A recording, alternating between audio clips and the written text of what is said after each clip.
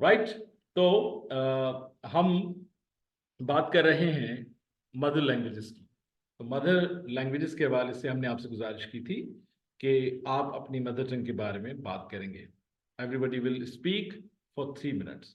So who is going to start this discussion, and who is going to volunteer, who will raise his hand to start the conversation? Muhammad Jalil Saab is there, and he has volunteered himself for this discussion, to start this discussion, and he will be talking about his mother tongue, which is Punjabi.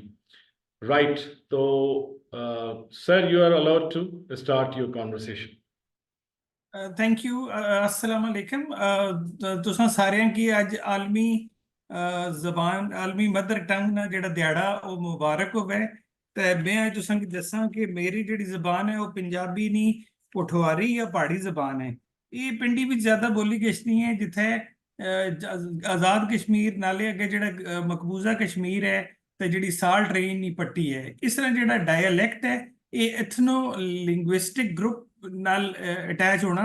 इसने सो कि ਜਿਹੜੀ standard Punjabi ਹੈ ਤੇ ਹਿੰਦਕੋ ਉਸਨੇ ਵਿੱਚ S ਨਹੀਂ ਹੈ। ਇਸਨੇ ਵੱਡੇ ਸ਼ਾਇਰ ਮੀਆਂ ਮੁਹੰਮਦ ਬਖਸ਼ ਦਾ ਬੜਾ ਨਾਮ ਹੈ। ਇਸ ਜ਼ਿਆਦਾ ਬੋਲਨੇ ਨੇ ਜਿਹੜਾ ਹੋਣਾ ਵੇ ਉਹ ਮਾੜੀ ਤਾੜੀ ਤੁਸਾਂ ਲੋਕ ਆਖਣੇ ਬਈ ਮਾੜੀ ਤਾੜੀ ਨਹੀਂ ਜ਼ਬਾਨ ਹੈ, ਲੇਕਿन ये पहाड़ी जबान है जिसने बड़ी खूबसूरती और मिठी आवाज है। जिस तुसां मिक्की तुक्की असां जिस तरह मैनू ਤੁਹਾਨੂੰ ਕਹਿੰਦੇ ਆ, ਇਸ ਤਰ੍ਹਾਂ ਮਿੱਕੀ ਤੁੱਕੀ ਵਾਲੀ ਗੱਲ ਆਖਣੇ ਆ। ਇਸ ਲਈ ਜਿਹੜੀ ਸ਼ੇਰੋ ਸ਼ਾਇਰੀ ਹੈ ਉਹ ਵੀ ਬੜੇ ਮਜ਼ੇ ਦੀ ਹੈ। इसने माइये टोले वो भी बहुत जबरदस्त हन।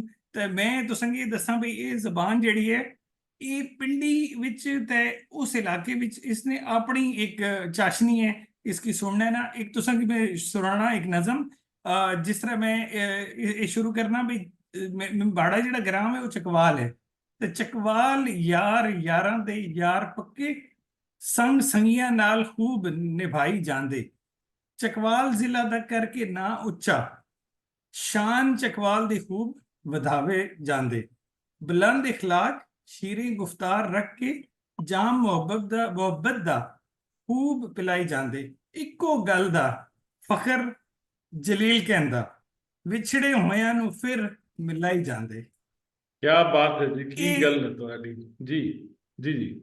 ते मैनू लगदा है भी तुहानू बड़ा मजा आवेगा इस जबान नू अगर तुसी इंटरनेट ते या सुनन विच अगर दोस्तां यारां नाल राबता रखो ते इस जबान नू तुसी देखोगे भी बाकी जबानां विच जी इहदे अल्फाज मिलदे जुलदे ने।